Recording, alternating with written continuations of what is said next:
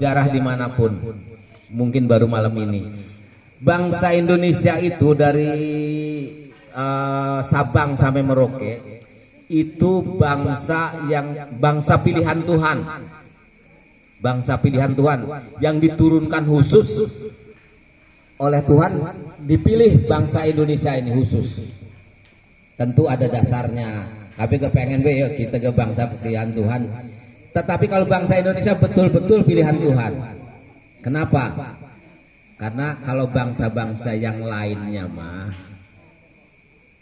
dari satu bangsa di Timur Tengah itu ya, gambaran ini, dan yang lainnya juga nanti diceritakan. Itu begitu datang penjajah dipecah-pecah menjadi Aljazair, Maroko, Kuwait, Arab Saudi, terus apa lagi? Oh, bukan yang di daerah sana dulu. Hah? Ya aman, apalagi ada yang tahu nggak daerah-daerah sana? Ya? Riyadh, kalau Riyadh kota, ya maksudnya daerah sana. Itu dulunya satu bangsa, satu pemerintahan dulunya. Begitu datang penjajah, ya kan, dipecah-pecah seperti sekarang ini. Jadi masing-masing wong Turki jadi wong Turki, ya. Wong Palestina dulu memang belum ada Israel, tetapi kalau sekarang ditambah Israel. Dulu mah Palestina udah ada oleh penjajah, sekarang ditambah satu lagi Israel. Tapi orang Indonesia tidak begitu. Kenapa? Karena memang inilah bangsa yang akan menjadi pemimpin dunia nantinya ke depannya. Makanya dalam pembukaan Undang-Undang Dasar 45 juga bangsa Indonesia itu sudah dinyatakan sebagai memegang peranan dalam perdamaian dunia. Itu siapa yang nyuruh nulis begitu? Ya berarti kan keluar dari hati waktu itu. Hati siapa? Berarti ada yang ngebisikin. Dan memang faktanya satu-satunya negara dengan penduduk muslim terbesar di muka bumi cuma orang Indonesia. Padahal dulunya Indonesia itu terdiri dari Pajajaran, Majapahit, Banten, Jogja, Aceh, bangsa-bangsa yang terpisah-pisah.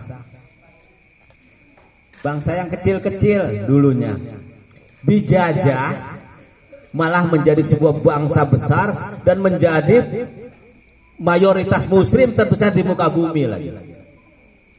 Itu keistimewaannya. Makanya tadi Pak Bambang bilang bangsa Indonesia mah pilihan Tuhan. Jadi dipersatukan sehingga Indonesia mah walaupun sekarang kisruh nanti kisruh nggak akan bisa pecah. Tetap bersatu dan tidak pernah ada negara seperti Indonesia wes pisah-pisah Pulau Ado dan sebagainya, pemerintah cuma di Jakarta dewek, tapi bersatu. Siapa yang mempersatukan itu kalau bukan ada kekuatan? Ada yang mempersatukan itu, ada kekuatan itu. Kalau tidak mau bubar be wong adoh masing-masing. Komo sih memakai provokator, tetapi sulit untuk pecah. Karena memang sudah dari sananya tahun bulan Agustus 17 Agustus 1945 terbentuklah suatu negara besar itu. Padahal mah bengene Indonesia itu ya dari Majapahit, dari Pajajaran, Kesultanan Banten. Nah, sekarang kita cerita tentang Kesultanan Banten ya. Satu-satunya kesultanan yang dihancurkan oleh penjajah itu cuman Kesultanan Banten. Makanya lamun wong Banten ditakoni Sultan Banten siapa? Ya ada yang tahu nggak? Sultan Banten Hasanuddin jawabnya. Tapi kalau tanya sama orang Jogja, Sultan Jogja siapa? Pasti jawabnya yang terakhir, yang sekarang. Yang dulu nggak tahu. Kalau orang Banten kebalik. Kalau ditanya Sultan yang terakhirnya nggak tahu, taunya yang pertama itu Maulana Hasanuddin, dan waktu itu Hasanuddin sendiri belum sebagai sultan, tetapi sebagai Maulana ataupun kalau ini mah raja di Banten. gelar sultan itu setelah cucunya Hasanuddin punya anak Maulana Yusuf punya anak Sultan Maulana Muhammad punya anak lagi, pergilah ke kalau sekarang mah ya ke Mekah lah begitu, kalau sekarang mah dari sana oleh raja di sana diberi gelar sebagai Sultan Banten pada tahun 1863. Itulah pertama kali Banten disebut diberi gelar Sultan pada eranya Sultan Abdul Mafakir Muhammad. Berarti anak putu apa ke si Jimaning cicitnya itu baru sultan itu. Nah, karena Banten ini dianggapnya maju, jadi satu-satunya peradaban yang paling maju. Penjajah datang, Belanda datang, ini makanya negara saya majunya, kata orang Belanda. Kenapa? Karena pada zaman itu Banten itu sama dengan sekarang masih Singapura. Sekarang Banten mah bengen, jadi Singapura itu kalau dibanding Banten udah ketinggalan zaman. Makanya kalau Indonesia sekarang belum maju, berarti ada satu kesalahan yang harus diterapkan. Apa itu? Pengenalan sejarahnya belum betul-betul disampaikan kepada generasi-generasi muda. Karena sejarah itu penting. Paling penting itu sejarah, dan sejarah itu harus diajarkan di sekolah dasar. Di sekolah dasar juga diajar sejarah ya. Cuman sejarah kan sejarah yang umum. Padahal mah yang namanya pondok pesantren. Ini pondok pesantren kan? Ini pondok pesantren adalah sarana pendidikan tertua di Indonesia, di Nusantara.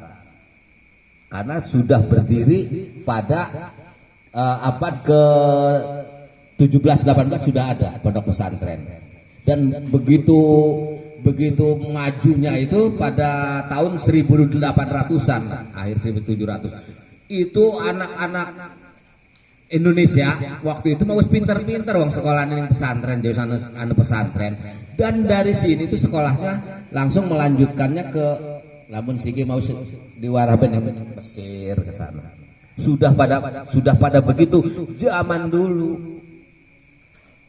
Jadi di sini ini udah peradaban maju, makanya harus paham kita mau maju sebenarnya. Nah, cuman karena ini tidak pernah diajarkan ya 350 tahun dijajah Belanda, ya kan. Padahal mah itu ngitungnya 350 tahun lu pernah dengar nggak deh dijajah Belanda berapa tahun? Nggak pernah dengar, mudah-mudahan nggak pernah dengar. Pernah 350 tahun ya? Iya, semua rata-rata begitu.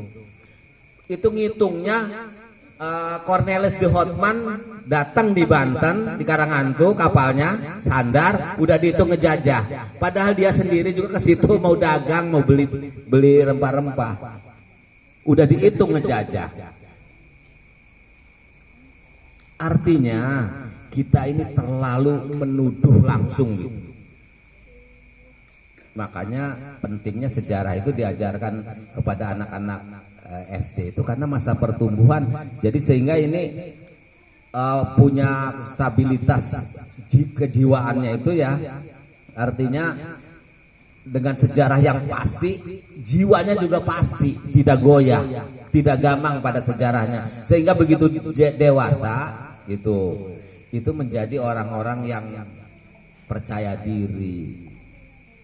Nah, kalau yang sekarang kita mau cari jati dirinya di mana, coba anak-anak sekolah sekarang? Coba di mana? Pengen memiliki jati diri? Tawuran. Tawuran itu mencari jati diri, karena di sekolah tidak menemukan jati diri, tidak diajarkan. Dulunya kita ini orang hebat loh. Ada yang namanya Kekaisaran Mongolia. Mongolia itu dulu kerajaan Mongolia itu menjajah seluruh negeri sampai ke daerah Arab di sana dijajah semua, Irak semua di sana, dibantai habis orang-orang sana. Seluruh dunia ini takluk sama Mongolia, tentaranya galak hebat. Tapi begitu datang ke Indonesia, kupingnya diketok utusannya nih, dipotong sama Raja Singosari. Kalang kabut kabur pulang. Berarti orang Indonesia itu orang hebat yang tidak bisa dipermainkan. Cuman kadang-kadang kita mendiadu domba aja kalau Belanda aja, sehingga bisa dijajah. Itu mengkerdil-kerdilkan jiwa kita. Itu sebetulnya. Makanya jiwa kita ini jadi kerdil karena yang diajarkannya seperti diadu domba kalau Belanda. Belanda tidak pernah mampu mengadu domba. Jangankan Belanda, sekarang aja mau dipecah ini nggak akan bisa. Gitu. Terus siapa yang bisa kok Belanda bisa menjajah gitu nggak mengadu domba? Karena kitanya sedulur rebutan warisan. Njuk tulung ning Belanda. Jadi kata Belandanya ya udah saya bantuin. Lah kesempatan. Jangan nyalain Belanda. Kesempatan Belanda mah.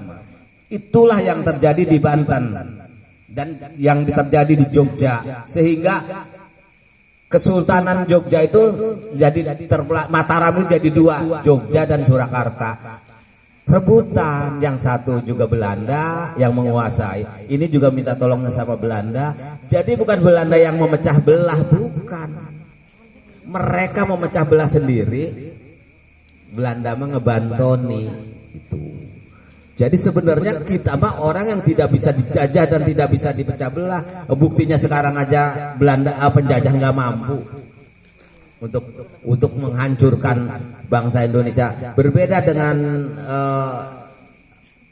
Turki Utsmani, segitu negara besar ya, negara yang luar biasa kuatnya. Tetapi begitu datang Belanda, Prancis, Inggris di sana, Itali, dipecah-pecah, dibagi-bagi negaranya sama mereka. Jadi kayak ndak dewekan. Nah itu buktinya, dan itu fakta yang kelihatan kasat mata seperti itu. Tetapi bangsa Indonesia tidak bisa, karena memang sudah dijaga dari sananya untuk tetap bersatu. Tinggal generasi yang kecil-kecil ini sekarang, inilah nanti yang harus menemukan jati diri di sekolah, karena sejarahnya sudah ketemu. Wih, kita mah sebenarnya sejarah hebat. Dan tidak 350 tahun dijajah Belanda itu kan kata Bung Karno. Bung Karno itu kan pidato. Wajar kalau Bung Karno pidato, jangankan 350 tahun, beribu-ribu tahun dijajah juga masih pantas, soalnya dia mah orator. Tetapi sayangnya sejarawannya ikut-ikutan Bung Karno ngajarin di sekolah. Itu sayangnya. Sejarawan nggak boleh. Sejarawan harus dilihat tahun berapa Belanda masuk ke Indonesia, duduk di Banten tahun berapa. Banten itu kan baru dikuasai pada tahun 1700-an. Banten. Apalagi kalau kita lihat ke Aceh, ke Sumatera Utara itu Sisingamangaraja, itu udah 1907 baru bisa dijajah oleh Belanda. Sisingamangaraja itu baru bisa dijajah, ikut jadi 350 tahun je. Lah 1907 ke 1942 berapa tahun? Paling ke 35 tahun dijajah. Bali itu baru bisa dijajah Belanda pada tahun 1908, Pulau Bali. 1908, masa 350 tahun. Nah, kepastian itu harus disampaikan kepada generasi-generasi anak-anak SD, karena anak SD mah perlu dibangun jiwanya, mentalnya dari SD. Wes kuliah mah percuma saja diajari jujur segala macam, hati yang sudah terbentuk. Tetapi kalau generasi-generasi masih segini dikasih tahu sebenarnya sejarah itu peristiwa nyata yang sama saja kita melihat badan kita sendiri. Jadi dari sanalah kita ini belajar. Sejarah itu ada dua. untuk belajar dan mengambil pelajaran. Belajar itu untuk mempelajari, mengambil pelajaran itu artinya sing alema aja dicukut, yang bagus-bagus dipertahankan. Itu sejarah. Makanya yang jelek diajarkan, yang bagus juga harus disampaikan. Nah, beda dengan kita di sekolah, belum pernah diajarin yang jelek-jelek. Sejarah, oh hebat dia perang dengan lawan Belanda, pakai bambu runcing segala gitu kan. Tapi yang jeleknya, yang antara dulur karo dulur rebutan kekuasaan, gitu, enggak. Nah, jadi begitu Sultan Ageng Tirtayasa punya anak. Sultan Banten ya ceritanya, punya anaknya pengen kekuasaan, sampai bapaknya ngalah bikin istana di Tirtayasa. Urut tahu Tirtayasa nggak? Kontang nggak tahu, pindah ngalah. Terus anaknya itu bisa merebut kekuasaan dari bapaknya, itu minta tolong Belanda. Jadi kalau kita belajar sejarah dengan benar, iya ya nggak pantas amat saya ini ngerebut kekuasaan bapak saya, kan begitu kalau diajarkan. Jadi oh itu biarinlah buat catatan sejarah saya nanti ke depan saya nggak mau ngerebut jabatan bapak saya, karena ujung-ujungnya Banten dikuasai Belanda. Barang orang nurut mah Sultan Haji ini Maneng tidak nurut mah, akhirnya semua ditangkap dan istana Jurosoan juga dihancurkan tuh oleh Danles pada tahun 1808. Akhirnya 1813 dihapuskan juga kesultanannya. Jadi sultannya sudah tidak ada. Jadi Sultan Banten menyerahkan diri ke kerajaan Inggris. Ya, jadi nih perlu dicatat, Banten ini menyerahkan dirinya ke kerajaan Inggris ya. Gitu. Tapi yang menghancurkan Surosoan itu Belanda, Danles, Gubernur Jenderal. Setelah 30 tahun lebih rakyat Banten mah tidak punya sultan. Terus yang punya sultan siapa? Yang punya sultan mah ya rakyat Jogja, rakyat Cirebon, rakyat dari Palembang sana, masing-masing punya sultan. Zaman Belanda nih, zaman penjajahan, namanya negara Hindia Belanda.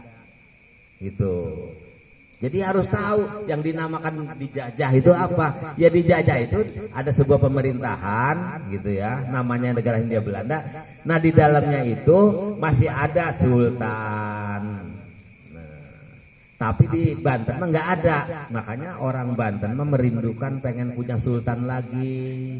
Rundingannya karena orang Banten mah mbawa KPJC apalah bulak balik lu ngahaji ke Mekah. Di sana dia mukim, paling banyak tuh orang sini bermukimnya rundingan. Udah kita rebut lagi kembali Banten dari penjajahan gitu. Dan nanti satu-satunya harus diangkat kembali kesultanannya. Dari situ runding, balik lagi ke sini, di sini dirundingkan lagi. Itulah geger Cilegon meletus. Gitu. Jadi tujuan utamanya, nih, saya Pak Bambang lagi nulis buku. Tapi ini buku, walaupun gaya bahasanya kayak anak muda, kadang-kadang kayak novel, kadang-kadang ini ya. Tetapi ini data nanti mudah-mudahan bulan ini selesai, sekitar 400 halaman. Ini cuma ngambil 10 halaman aja. Ini fakta sejarah, bukan cerita dongeng nih. Tapi saya bacakan mungkin dikira dongeng ya. Tapi ini ingat ya, ini bukan dongeng tetapi fakta sejarah geger Cilegon. Dengerin ya. Ini bab 1. Bab 1 Perang Ki Wasit. Nah, poin satunya jejak, peninggalan dan sumber sejarahnya.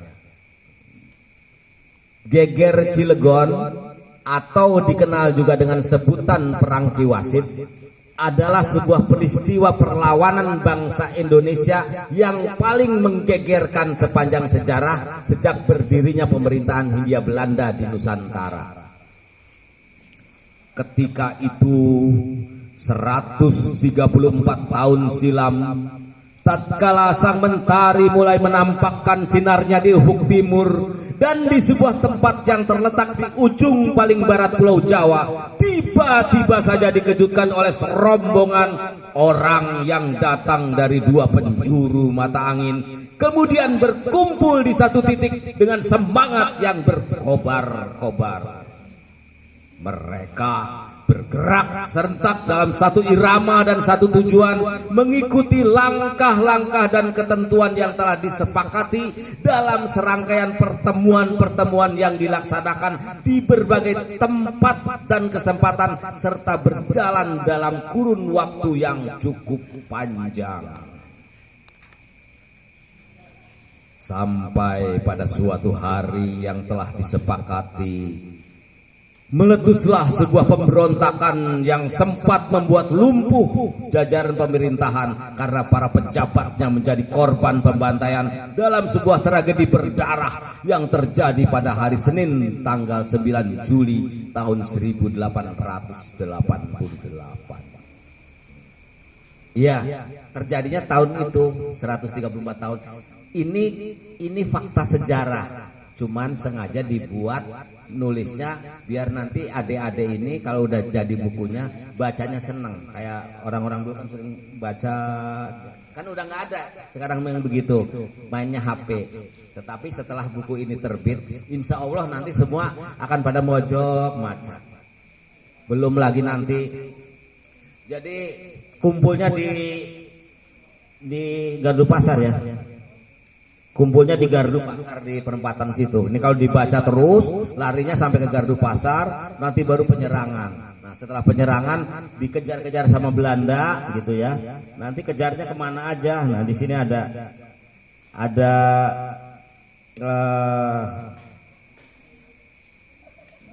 di bab berapa nih?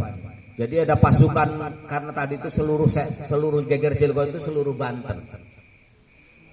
Bukan cuma di Cilegon aja. Tapi kenapa namanya geger Cilegon? Semua dibahas dalam buku ini, tapi intinya mah begini. Karena baru meletus di Cilegon, baru mau berangkat ke Serang, sudah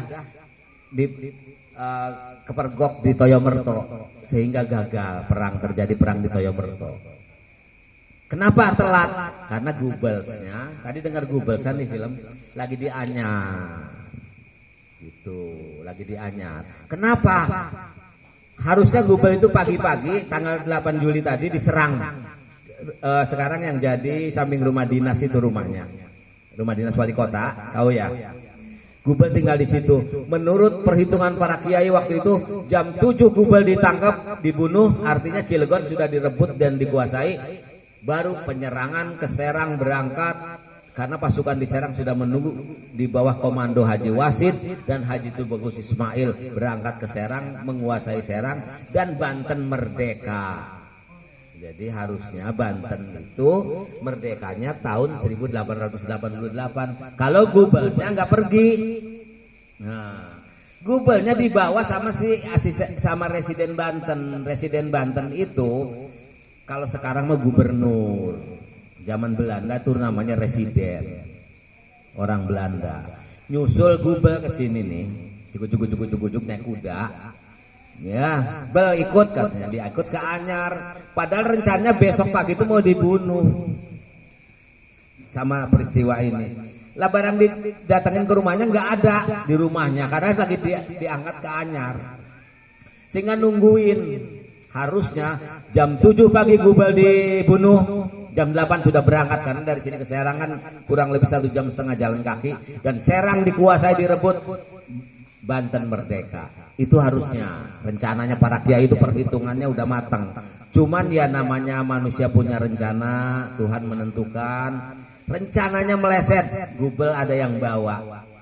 Nah, tapi juga ya ada hikmahnya, mungkin sudah kehendak Tuhan bahwa geger Cilegon harus gagal. Kalau geger Cilegon tidak gagal, berhasil, Banten merdeka, begitu tahun 1945 tidak ada negara Indonesia. Karena semua akan menjadi negara masing-masing. Jogja berdiri sendiri, Cirebon berdiri sendiri. Karena Banten mah sudah berdiri sendiri tahun 1888 itu, karena kalau menang. sudah merdeka. Itu. Akhirnya kita mengambil kesimpulan dari peristiwa ini, ya alhamdulillah perjuangan Geger Cilegon walaupun tetap para suhadanya gugur sampai pertempuran terakhir itu di Desa Sumur ujung kulon sana. Tetapi ya kita sekarang tadi itu ternyata ada skenario lain dari Yang Maha Kuasa, ingin menciptakan sebuah bangsa yang paling besar di muka bumi plus Banten. Jadi kalau dulu Banten keluar nggak ikut Indonesia dalam peristiwa Geger Cilegon ini, berarti kan complong. Nah, skenario karena Yang Maha Kuasa sudah mengetahui mau membuat bangsa yang besar, makanya diutuslah si Engelberg namanya itu, Engelberg. Nah, kalau sekarang mah gubernur lah. Bawa tuh katanya gitu kira-kira ya. Bawa si Gubel tuh ke sana ke Anyar, dibawalah ke Anyar pagi-pagi besoknya hari ini dibawa tadi gitu. Kira-kira gitu. Lah wes keselamat. Akhirnya karena kesiangan berangkat ke Serangnya lah Pak, pasukan di Serangnya udah pada bangun. Kan harusnya kalau pagi-pagi masih pada tidur di Serang makan enak kan ya. Nah barang udah pada bangun, udah pada siap senjata mah ketemu di Toyomerto. Tahu kan Toyomerto? Terjadi pertempuran di situ. Lawes ya. Keleh persenjataan, keleh segala, kucar kacir akhirnya. Itu Geger Cilegon.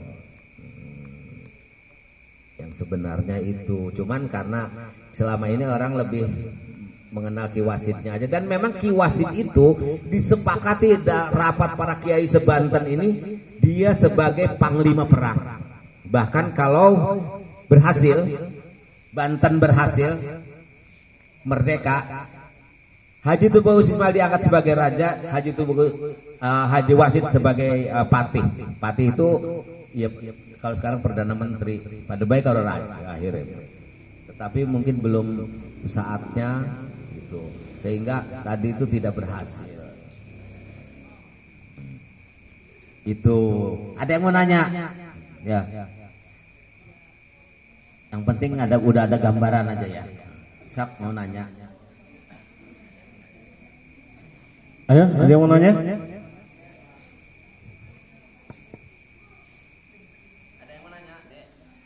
Perihal tentang Geger Cilegon atau sejarah Cilegon atau sejarah Banten. Tanya aja apa aja. Yang pengen ditanya tanya aja. Ayo menanya, jangan malu-malu. Ditanyakan saja.